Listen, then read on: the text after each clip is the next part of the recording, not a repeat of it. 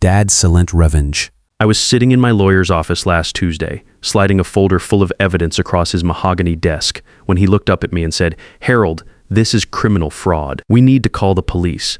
That's when I knew my plan had worked, but let me back up and tell you how I got there. My name is Harold Mitchell, and I'm 57 years old. 2 years ago, I made what might have been the smartest decision of my life. When I remarried, I didn't tell my new wife, Carol, or her 29-year-old son, Glenn, that I owned 8 rental properties across San Diego worth about $8 million. That decision saved everything you had spent 35 years building. I grew up in a blue-collar neighborhood in Cleveland, son of a factory worker and a seamstress. Money was tight. Real tight. I watched my dad work double shifts just to keep the lights on, and I promised myself I'd never be that vulnerable. At 18, I joined the Navy.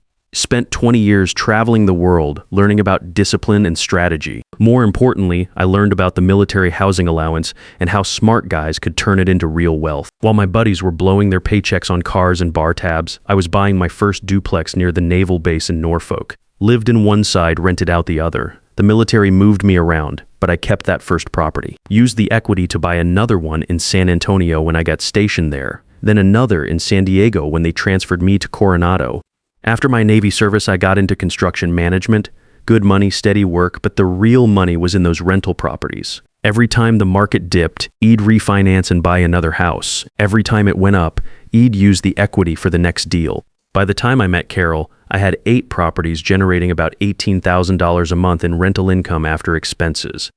My first wife, Barbara, and I had 28 good years together. She knew about the properties, helped me manage them. We lived simply in our own house, saved the rental income, and watched our net worth grow. Then 3 years ago, Barbara had a heart attack, gone at 58.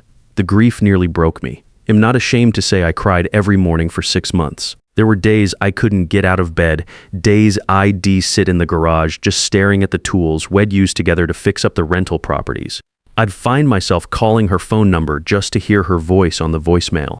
The house felt like a museum of our life together, every room echoing with memories I couldn't escape. I spent a year barely functioning. My daughter lives in Phoenix with her own family, called every week worried about me. She even flew out twice trying to get me to sell the house and move closer to her. But eventually, I started coming back to life, joined a veterans group at the VA, started going to the gym again, took a trip to Alaska with some Navy buddies who wouldn't take no for an answer.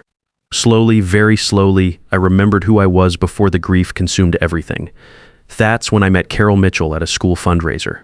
She was an elementary school teacher, 54 years old, divorced for about 8 years. We started talking by the silent auction table about a fishing trip package, and 3 hours later, we were still talking in the parking lot because the event had ended and the janitors were locking up. Carol was warm, kind, she'd been teaching 30 years, loved kids, had that gentle way about her that teachers get. She told me about her divorce, how her ex-husband had been unreliable with money, how she'd raised her son Glenn mostly on her own after her husband walked out when Glenn was 12. I told her about Barbara, about the loneliness of coming home to an empty house, about learning to cook for one person after 3 decades of making dinner for 2. We started seeing each other slowly, dinners at quiet restaurants where we could talk. Walks on the beach at La Jolla where the sound of waves helped fill the comfortable silences. Weekend trips to wine country where we'd sit on vineyard patios and share stories about our first marriages, our kids, our fears about starting over in our 50s. It felt comfortable, safe, like finding shelter after being out in the cold too long. After 6 months, I asked if we could make it official. She said yes without hesitation, and I realized I hadn't felt that kind of certainty about anything since Barbara died. Carol lived in a modest 2-bedroom house in Claremont that she'd gotten in the divorce settlement. She told me she had her teacher's pension, some savings, owned her house outright, seemed financially stable, not wealthy, but comfortable. Smart with money in the careful way people are when they've been burned before. I lived in one of my rental properties, a 3-bedroom house in Mira Mesa with a view of the canyon. Carol knew I owned the house. What she didn't know was that I owned 7 others spread across San Diego County, from a duplex in Normal Heights to a 4-bedroom house near UCSD that I rented to graduate students. I didn't tell her because I'd learned something over the years. Money changes how people see you. And I wanted Carol to see me, Harold, not Harold the guy with a real estate portfolio. When people asked what I did, I said I was a retired construction manager who owned some rental property, which was true. I just didn't specify how much property. After a year of dating, I proposed simple proposal at Sunset Cliffs, watching the waves crash against the rocks. I said I didn't want to spend whatever years I had left alone. She said yes. and we both cried a little, understanding what it meant to find love twice in one lifetime. We decided on a small wedding. My daughter flew in from Phoenix. Carol's son Glenn came, of course. He lived with Carol, had been between jobs for about 2 years since getting laid off from a marketing company. He was polite enough, said he was happy for his mom, gave me a firm handshake and called me sir. But I should have paid more attention to the questions he asked at the wedding reception. So Harold, Mom mentioned you manage rental properties. How many units do you have in your portfolio? He asked casually over dinner, cutting into his chicken like we were discussing the weather. A few properties. Nothing too exciting, I said, focusing on my own plate. But how many exactly? I'm thinking about getting into real estate investing myself. Maybe you could give me some advice about financing, market analysis, that sort of thing. I kept it vague, changed the subject to his job search, asked what kind of work he was looking for. But I noticed how quickly heads shifted from casual interest to business proposition. Red flag number 1, though I didn't want to admit it at my own wedding reception. The next encounter was about a month later. Glenn and Carol came to help me move some furniture from storage into the house. We were in my garage, and Glenn was looking around at my tools, my workbench, the organization system I'd built with pegboards and labeled bins. This is a nice house. Harold, what's a place like this worth now? About $750,000. He was running his hand along my table saw, examining the quality of the equipment. Around there, I said, not wanting to get into specifics about property values. Do you own it outright, or is there still a mortgage? Carol looked up from the box she was unpacking, surprised by the directness of the question. Glenn, that's personal. No, it's fine, Glenn said quickly, holding up his hands like he was surrendering. I'm just thinking from a financial planning perspective. You know, Mom, now that you're married, you and Harold should really think about estate planning, combining assets, tax optimization, that sort of thing. We've got wills, I said simply, hefting a box of Barbara's books that Id finally decided to unpack. But have you updated them since the marriage? Have you considered the tax implications of your rental properties? If they're held individually versus in a corporation or trust, the tax treatment is completely different. You could be losing thousands in unnecessary taxes. I had everything properly structured already through my accountant and lawyer, but I just said I have an accountant who handles all that. I'm sure they're competent, Glenn continued. But I've been researching real estate investment strategies online. There are new tax laws, new structures available. I could review everything. Maybe we could even partner on something. I have some ideas for expanding the portfolio, leveraging equity more efficiently. That was red flag number 2. The guy had been unemployed for 2 years living with his mother, but he wanted to partner with me on real estate deals and lecture me about tax optimization. Over the next few months, the questions kept coming. Always framed as helpful, always presented as family looking out for family. Glenn would send me articles about property investment via email, ask my opinion on market trends, probe for details about my holdings with the persistence of a detective. What neighborhoods do you think are best for rental yield? He'd ask at Sunday dinners while Carol was getting seconds. Have you considered refinancing in this rate environment? Interest rates are historically low, he'd say while we watched football during commercial breaks.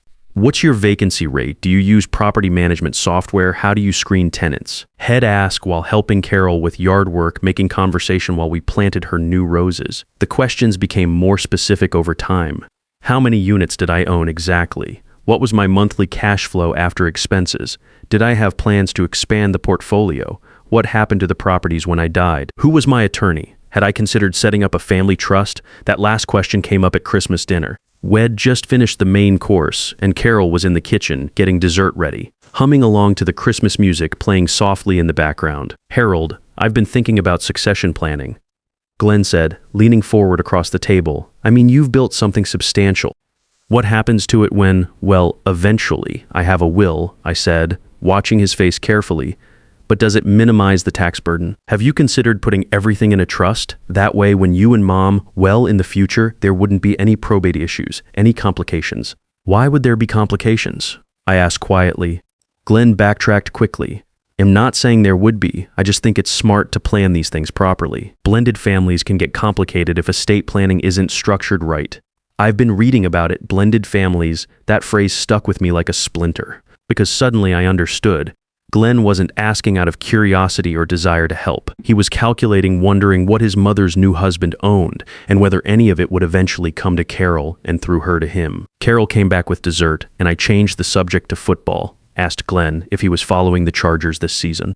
But later that night, after Glenn left for his evening shift at a warehouse job Head picked up, I told Carol what I was thinking. His just being practical, she said, loading the dishwasher with more force than necessary. He worries about me. After what his father put me through financially, Glenn doesn't want to see me get hurt again. Carol his asking about my assets like Hez planning to inherit them. She got defensive, turning to face me with her arms crossed. Harold, that's my son. He's not some gold digger. He's just concerned about our future, about making sure we're protected. That's when I realized the real problem. Carol couldn't see what I was seeing because she didn't want to. Glenn was her only child, and she'd been protecting him his whole life. After his father abandoned them, she'd been both mother and father, working extra hours to pay for his college, covering his car insurance when he couldn't find work, making excuses for his failures because admitting he had problems meant admitting she'd failed as a parent. Over the next 6 months, things escalated. Glenn started having financial emergencies. His car broke down, needed $3,000 for repairs. Then he had a business opportunity that required a $5,000 investment. Carol started dipping into her savings to help him. I tried talking to her about it, but she'd shut down. Hez going through a rough patch. His mother. What am I supposed to do? Let him struggle. There's helping and there's enabling, Carol. How many rough patches can one person have? You don't understand? You had your military career, steady income, benefits. Glenn's generation has it harder. The economy, student loans, competition for jobs. That's when I realized Glenn wasn't just probing about my assets. He was already working on Carol's. And if I didn't do something, he'd drain her savings and then start pushing for access to what he thought were our combined marital assets. So I decided to set a trap. I started leaving financial documents around where Glenn might see them, bank statements showing large deposits, real estate documents with impressive property values, but all fake. I created fictional properties, fictional income statements, fictional equity positions using my computer and printer. I wanted to see how far Glenn would go if he thought there was real money involved. The bait worked perfectly. Glenn started asking more aggressive questions. He suggested we form a family LLC to protect our assets and minimize tax liability. He offered to handle our bookkeeping for free. He even volunteered to help with property management, said he could learn the business from the ground up. Then, one day in March, Carol came to me upset, holding her phone with shaking hands. Harold, I think someone tried to access my bank account online. The bank called about suspicious activity. What kind of activity? Someone tried to transfer $15,000 to an account I don't recognize. They said the attempt was blocked because it exceeded my daily transfer limit and triggered their fraud protection. I felt my blood pressure spike. Did they say where the transfer request came from? My home computer? But Harold, I didn't make any transfer. I don't even know how to do wire transfers online. I knew exactly who had access to Carol's home computer and could have watched her enter her banking passwords. Glenn lived there. He used her computer regularly for job searches and what he called research. That's when I decided to stop playing defense and start gathering real evidence. I went to Best Buy and bought a small wireless security camera, the kind you can hide behind books on a shelf. Cost me $89. I also downloaded legitimate monitoring software for her computer that would track login attempts and keystrokes. I told Carol I was installing security updates and virus protection. Within a week, I had everything I needed. Video footage of Glenn using Carol's computer to access her bank account at 2 a.m. when she was asleep. Screenshots of him attempting transfers to accounts registered in his name.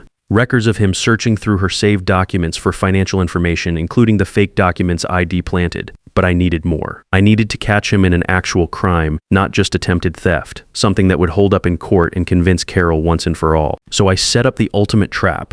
I created a fake estate planning document using legal templates I found online and left it where Glenn would find it. The document showed that I was worth $12 million in real estate assets and that everything would go to Carol if I died. Then I had my lawyer call Carol to schedule a routine estate planning review and mentioned that I might be updating my will to include her as primary beneficiary. Glenn took the bait completely. Within 48 hours, he was pushing Carol to have that estate planning meeting as soon as possible. He volunteered to drive her to the appointment. He even suggested they stop by the bank first to update account information and beneficiary designations. That's when I called my lawyer, Steven Rodriguez, and told him what was really happening. We set up a meeting, but instead of an estate planning session, it was going to be a confrontation with evidence that could send Glenn to prison. The day of the meeting, I arrived early at Steven's office with 2 folders. One contained all the evidence of Glenn's attempted financial fraud organized chronologically with timestamps and documentation. The other contained my real estate portfolio documents proving I actually did have significant assets, just not in the fictional accounts Glenn had been targeting. Steven Rodriguez had been my attorney for 15 years, handled the legal work when I bought my properties. He was a straight shooter, former prosecutor who'd moved into private practice, specializing in estate planning and financial crimes. When Eid called him the week before and explained the situation, Head listened without interruption, then said, "Harold, if you got solid evidence, this is more than family drama. This is criminal fraud." When Carol and Glenn arrived at the law office, Glenn looked nervous but excited. He was wearing his best shirt and had actually gotten a haircut. He probably thought he was about to learn exactly how much money would eventually come his way, maybe even get named as some kind of beneficiary or trustee. Instead, Steven laid out the evidence methodically like he was presenting to a jury. The bank records showing attempted unauthorized transfers. The computer logs showing Glenn accessing his mother's accounts without permission at odd hours. The screenshots of him searching through private financial documents. The video footage of him using her computer while she slept. Carol went white, staring at the printouts like they were written in a foreign language. Glenn started making excuses immediately, claiming he was just trying to help organize her finances. "Mom, you're terrible with technology. I was just making sure your accounts were secure, checking for fraud. Identity theft is huge these days." Steven wasn't buying it. "Mr. Mitchell, attempting to transfer $15,000 to an account in your name isn't checking for fraud. It's committing fraud." Glenn's face flushed red. "That was a mistake. I was trying to set up a savings account for Mom somewhere safe where she could put money aside for emergencies. Without her knowledge or permission at 2 a.m. to an account she had no access to." Steven's prosecutor voice was coming out. "That's not financial planning, son. That's theft. That's when I dropped the real bombshell. Glenn, you've been so interested in my assets. Let me show you what I actually own." I slid the second folder across the table. 8 rental properties worth about $8 million, all properly documented, all legally protected in trust structures, and none of it will ever be accessible to you. Glenn's jaw dropped. Carol stared at me like Id just told her I was secretly an astronaut. "Harold, you own $8 million in real estate?" "I do, and it's all structured so that if something happens to me, you're taken care of for life. But the properties themselves go to my daughter in Phoenix. Glenn can never touch any of it, contest it, or manipulate you into accessing it." Glenn exploded. "You've been lying to us this whole time. Playing some kind of sick game. I've been protecting what I built over 35 years from people who see dollar signs instead of family," I said calmly. "And apparently I was right to do so." Steven took over from there, his voice professional but firm. "Mr. Mitchell, attempting to access someone else's bank account, even a family member's, constitutes financial fraud under California Penal Code 484E. Searching through private financial documents without permission violates privacy laws. Your behavior meets the legal definition of financial elder abuse under Welfare and Institutions Code 1561-3D. Glenn tried to backtrack, claiming he was just worried about his mother's financial security, that Head never intended to steal anything. But the evidence was too clear, too well documented. Steven had prosecuted cases with less evidence than what I'd gathered. The lawyer gave Glenn a choice: accept a formal restraining order preventing him from accessing Carol's finances, enter a court-supervised financial counseling program, pay full restitution for the attempted theft, and submit to regular check-ins with a probation officer, or face criminal charges that could result in 3 years in state prison. Glenn chose the first option, but you could see in his eyes that he was calculating, probably already planning how to get around the restrictions. The damage was done anyway. Carol finally saw what I'd been seeing for months. Her son hadn't been protecting her, had been positioning himself to rob her blind. The ride home was the longest 20 minutes of my life. Carol cried for about half the distance, then got quiet, then got angry, not at me, but at herself. "Harold, I'm sorry, I didn't see it sooner," she said as we pulled into our driveway, "and I'm sorry you felt like you had to hide your assets from us." "I was hiding them from you," I said, turning off the engine. "I was protecting them from him." "There's a difference." We sat in the car for a few minutes, watching the neighbors across the street washing their car, normal people doing normal things on a Tuesday afternoon. "How long have you known," she asked, "about Glenn's intentions? Since the wedding reception, about the actual theft attempts, since you got that call from the bank. Why didn't you tell me sooner?" "Because you wouldn't have believed me. You had to see it for yourself, had to have proof that couldn't be explained away or excused." She nodded slowly. "You're right. I would have made excuses for him. I have been making excuses for him his whole life." We went inside and Carol immediately started making changes. She called the bank and changed all her passwords, moved her accounts to a completely different institution, and set up additional security protocols. She told Glenn he had 30 days to find his own place to live, that the free ride was over. That was 8 months ago. Glenn moved in with a friend, got a job at Home Depot, and started the financial counseling program. He pays Carol $300 a month in restitution, which isn't much, but it's something. More importantly, he's stopped asking about money, stopped visiting unless invited, and treats our marriage with something that resembles respect. Carol and I are stronger now than we were before this whole thing started. She understands why I kept my real estate portfolio private initially, and she's actually helped me reorganize some of the properties for better tax efficiency. We've updated our wills properly, with ironclad protections for both our children and clear instructions that can't be contested or manipulated. I still own those 8 rental properties. They're actually worth closer to $9 million now with the market appreciation. The monthly income still pays for our comfortable retirement, covers our travel expenses, and lets us help Carol's school buy supplies for underprivileged kids. But now Carol knows, and I know she's not with me for the money. She was hurt when she found out about the properties, but she was more hurt by her son's betrayal than my secrecy. Glenn knows now too, but it doesn't matter anymore. He can't manipulate what he can't access, and he can't access what's legally protected by trusts and restraining orders. If you're remarrying later in life, here is what I learned.